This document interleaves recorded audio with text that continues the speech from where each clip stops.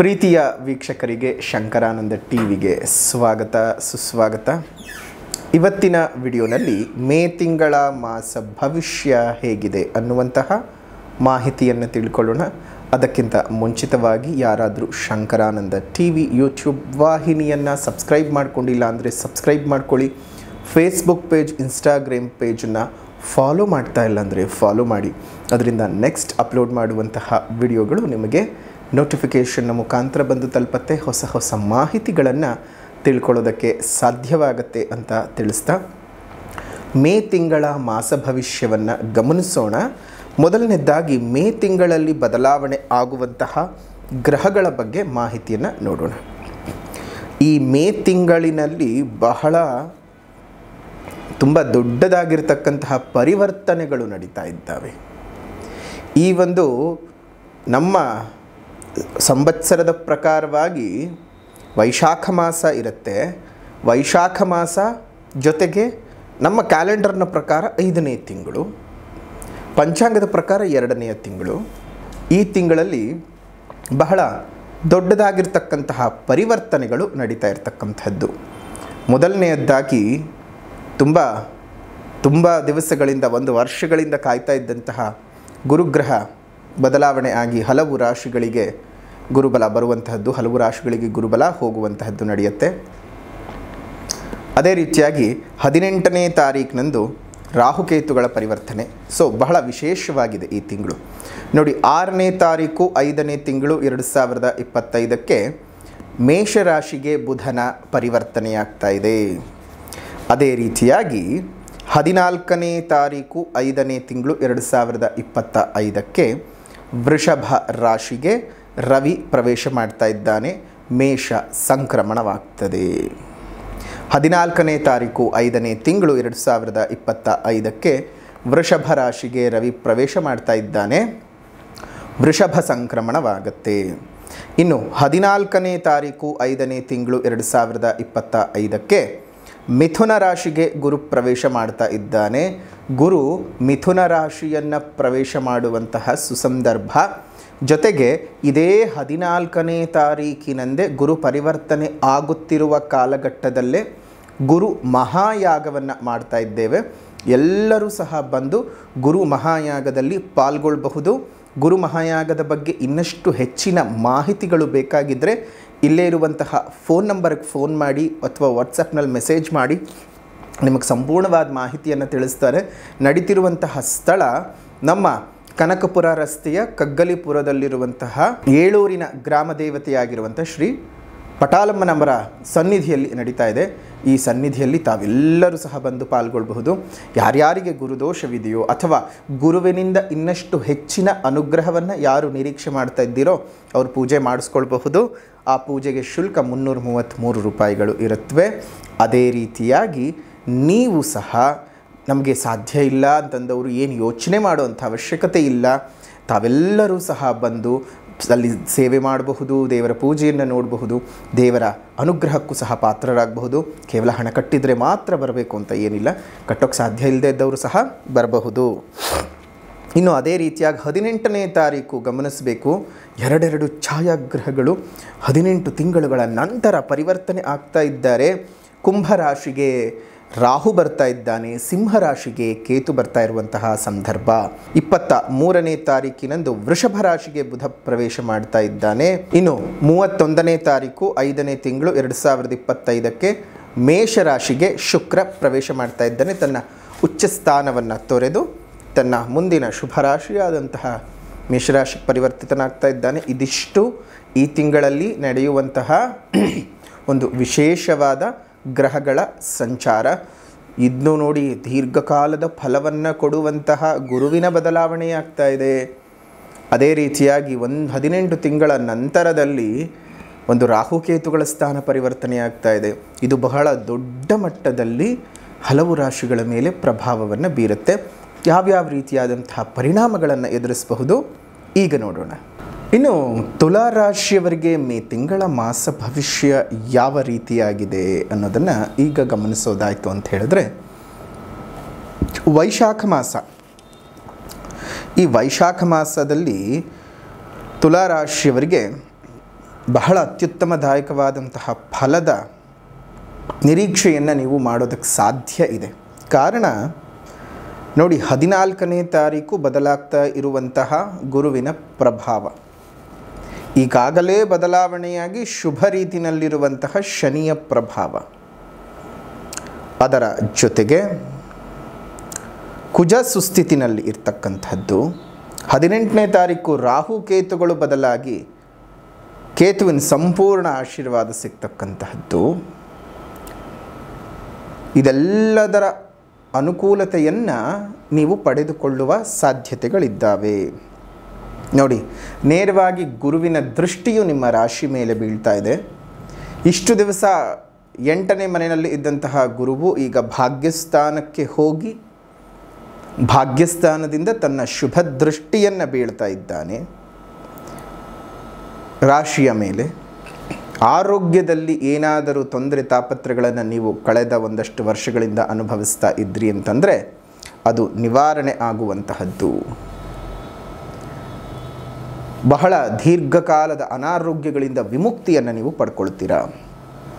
ಇನ್ನು ಭಾಗ್ಯಾಧಿಪತಿ ಅಷ್ಟಮದಲ್ಲಿದ್ದಾನೆ.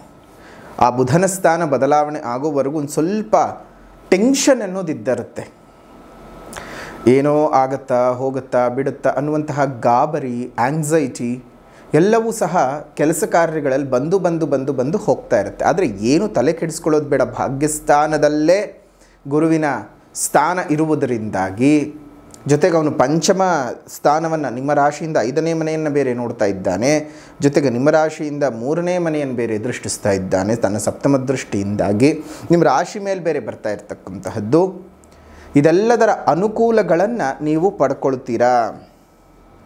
ಇನ್ನು 11ನೇ ಮನೆ ಕೇತುವಿನ ಪ್ರಭಾವ ಅಯಾಚಿತ ಮೂಲಗಳಿಂದ ಮತ್ತು ನಿರೀಕ್ಷೆ ಮಾಡದ ಸ್ಥಳಗಳಿಂದ ಹೆಚ್ಚಿನದ್ದಾಗಿ ಧನದ ಆಗಮನವನ್ನು ನೀವು ನೋಡೋಕ್ಕೆ ಸಾಧ್ಯವಾಗುತ್ತೆ. ಲಾಭಾಂಶಗಳು ಯಥೇಚ್ಛವಾಗಿ ಬರ್ತಕ್ಕಂಥದ್ದು. ಅದರಲ್ಲೂ ಈ IT ಸೆಕ್ಟರ್ಗಳಲ್ಲಿ, BT ಸೆಕ್ಟರ್ಗಳಲ್ಲಿ ಕೆಲಸ ಮಾಡ್ತಕ್ಕಂಥವ್ರಿಗೆ ದಿಢೀರಂತ ಸಂಬಳ ಜಾಸ್ತಿ ಆಗ್ತಕ್ಕಂಥದ್ದು, ಅಥವಾ ಪ್ರಾಜೆಕ್ಟ್ಗಳ ಮೇಲೆ ನಿಮಗೆ ವಿಪರೀತವಾದಂತಹ ಹಣಕಾಸು ಒಳಹರಿವು ಬರ್ತಕ್ಕಂತಹದ್ದು, ನಿಮ್ಮ ವ್ಯಾಪಾರ ವ್ಯವಹಾರಗಳು ದಿಢೀರಂತ ಒಂದು ಏರುಗತಿಯ ಪ್ರಭಾವವನ್ನು ತಂದು ಕೊಟ್ಬಿಡ್ತಕ್ಕಂಥದ್ದು. ಈ ರೀತಿಯಾಗಿ ಆಗಿ ಹೆಚ್ಚಿನ ಧನದ ಲಾಭವನ್ನು ನೀವು ನೋಡೋದಕ್ಕೆ ಸಾಧ್ಯವಾಗುತ್ತೆ. ತುಲಾರಾಶಿಯವರಿಗೆ ಹಣದ ಒಳಹರಿವು ತುಂಬಾ ಚೆನ್ನಾಗಿರುತ್ತೆ. ಆದರೆ ಲಾಭಾಧಿಪತಿಯಾದಂತಹ ರವಿಯು ಅಷ್ಟಮ ಸ್ಥಾನದಲ್ಲಿರೋದ್ರಿಂದ ಎಷ್ಟು ಹಣವನ್ನು ಸಂಪಾದನೆ ಮಾಡ್ತಿರೋ ಆ ಹಣವನ್ನು ಯಾಕೋ ಒಂದು ತಿಂಗಳು ಇನ್ನು 1.5 ತಿಂಗಳು ಉಳಿಸಿ ಇಟ್ಕೊಳ್ಳೋದಕ್ಕೆ ಸಾಧ್ಯ ಆಗಲ್ಲ. ಅಷ್ಟಮದಲ್ಲಿ ಇರೋದ್ರಿಂದ ಕೆಲವೊಮ್ಮೆ ಅನಾವಶ್ಯಕ ಖರ್ಚುಗಳನ್ನು ಕೊಟ್ಟು ಬಿಡ್ತಾನೆ. ಬೇಡದ ರೀತಿಯಲ್ಲಿ ಆ ಹಣವು ವ್ಯರ್ಥ ಆಗಿ ಹೋಗ್ತಕ್ಕಂತಹದ್ದು. ಈ ರೀತಿಯ ಪ್ರಭಾವಗಳನ್ನು ಎದುರಿಸಬೇಕಾಗತ್ತೆ. ಹುಷಾರಾಗಿ ಇರಬೇಕು. ಅಷ್ಟು ಮಾತ್ರ ಅಲ್ಲದೆ, ಇಷ್ಟು ದಿವಸಗಳು ನೀವು ಏನೇನು ಕನಸುಗಳನ್ನು ಕಂಡುಕೊಂಡಿದ್ರೋ ಅದೆಲ್ಲದನ್ನು ಸಾಕಾರ ಮಾಡಿಕೊಂಡು ಹೋಗೋದಕ್ಕೆ ಈ ಒಂದು ತಿಂಗಳು ಒಂದು ಸ್ಟೆಪ್ ಸ್ಟೋನ್ ಅಂತಲೇ ಹೇಳಬಹುದು. ಇಲ್ಲಿಂದ ಆರಂಭವಾಗುತ್ತೆ. ಇದು ಮೊದಲನೆಯ ಹಂತ, ನಿಮ್ಮ ಯಶಸ್ಸಿನ ಪ್ರಾರಂಭದ ಮೊದಲನೆಯ ಹಂತ. ತುಲಾರಾಶಿಯವರಿಗೆ ಒಂದು ಸಲ ನಿಮ್ಮ ಜನ್ಮ ಜಾತಕವನ್ನು ಸಹ ತೋರಿಸ್ಕೊಳ್ಳಿ. ಜಾತಕದಲ್ಲಿ ಶುಭ ರೀತಿಯಾದಂತಹ ಗ್ರಹದ ದಶಾಭುಕ್ತಿಗಳಿತ್ತು ಅಂತ ಹೇಳಿದರೆ ಎಲ್ಲವೂ ಸಹ ಅನುಕೂಲತೆಗಳು ಹೆಚ್ಚಿಗೆ ಆಗ್ತಾನೆ ಹೋಗುತ್ತೆ. ಏನು ಯೋಚನೆ ಮಾಡುವಂಥ ಅವಶ್ಯಕತೆ ಇಲ್ಲ. ಪ್ರತಿಯೊಂದರಲ್ಲೂ ಸಹ ನಿಮಗೆ ಹೆಚ್ಚಿನ ಲಾಭಗಳೇ ಜಾಸ್ತಿ ಇದ್ದಾವೆ.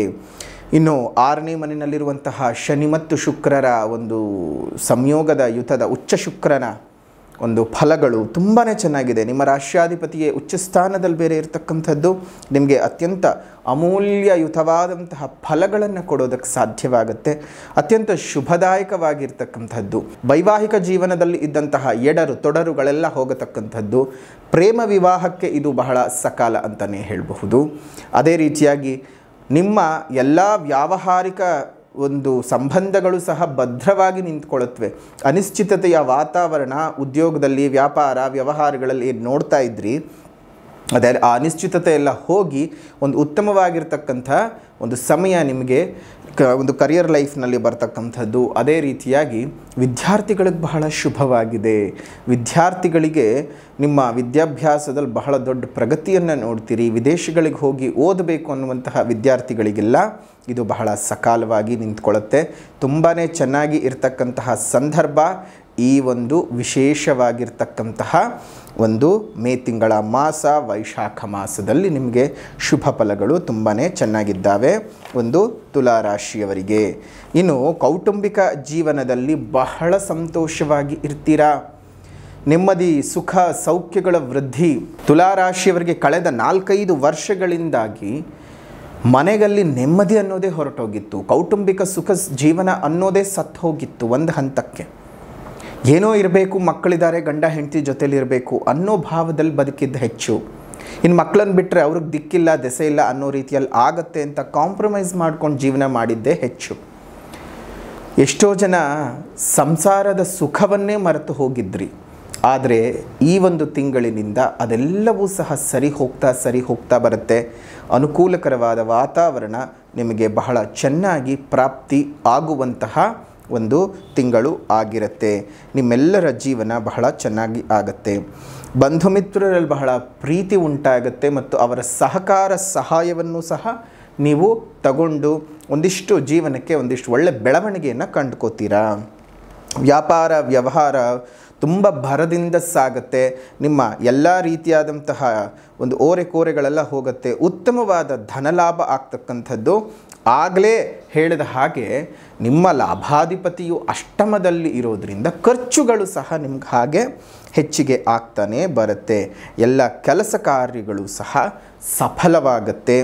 ವಾದ ವಿವಾದಗಳಲ್ಲಿ ಮತ್ತು ಸ್ಪರ್ಧೆಗಳಲ್ಲಿ ಬಹಳ ಹೆಚ್ಚಿನ ಒಂದು ಮನ್ನಣೆಯನ್ನು ಪಡ್ಕೊಳ್ತೀರಿ.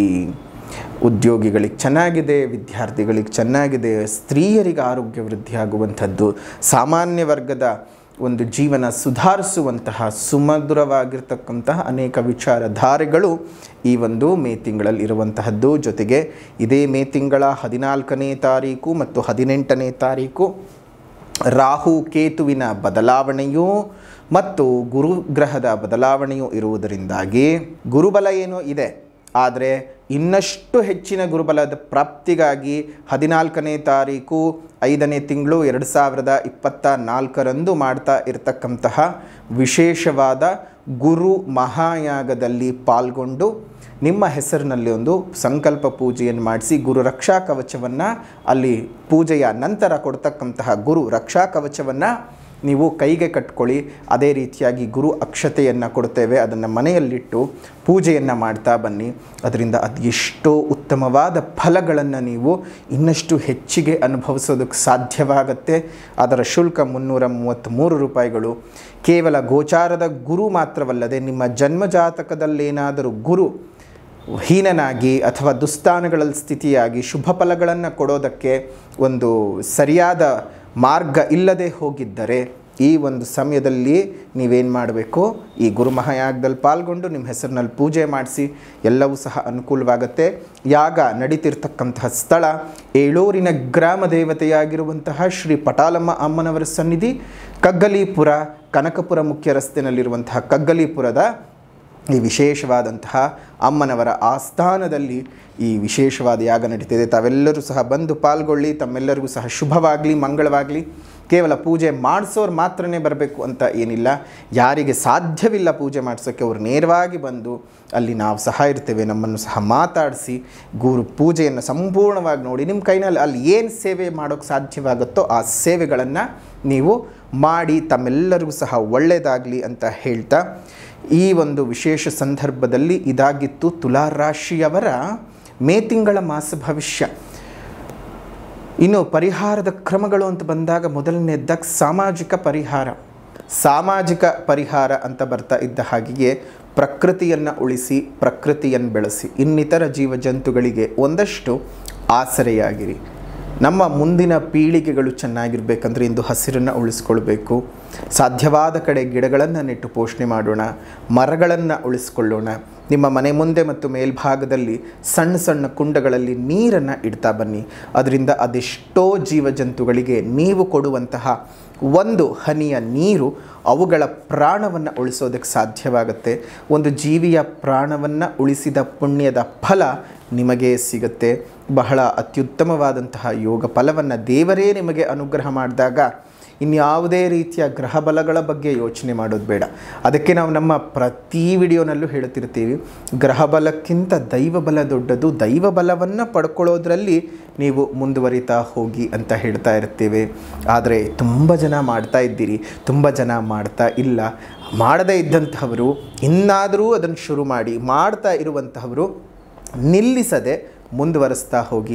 ಸಾಮಾಜಿಕ ಪರಿಹಾರದ ನಂತರದಲ್ಲಿ ಆಧ್ಯಾತ್ಮಿಕ ಪರಿಹಾರ ಅಂತ ಬಂದ ಸಂದರ್ಭದಲ್ಲಿ ಈ ಒಂದು ಮಾಸ ಪೂರ್ತ ನೀವು ಕಾಶಿ ವಿಶ್ವನಾಥಾಷ್ಟಕಂ ಸ್ತೋತ್ರದ ಪಠಣವನ್ನು ಬೆಳಗ್ಗಿನ ಹೊತ್ತು ಮಾಡ್ತಾ ಬನ್ನಿ.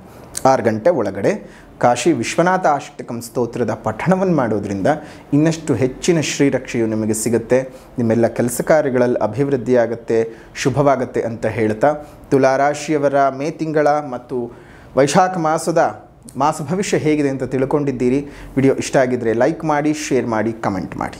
ಮತ್ತೊಂದು ವಿಡಿಯೋದೊಂದಿಗೆ ಭೇಟಿ ಮಾಡೋಣ. ಅಲ್ಲಿವರೆಗೂ ನಮಸ್ಕಾರ. ಲೋಕ ಸಮಸ್ತ ಸುಖಿನೋ ಭವಂತು, ಸಕಲ ಸನ್ಮಂಗಳಾನಿ ಭವಂತು, ಸರ್ವೇ ಜನಾಃ ಸುಖಿನೋ ಭವಂತು, ಸಮಸ್ತ ಸನ್ಮಂಗಳಾನಿ ಭವಂತು.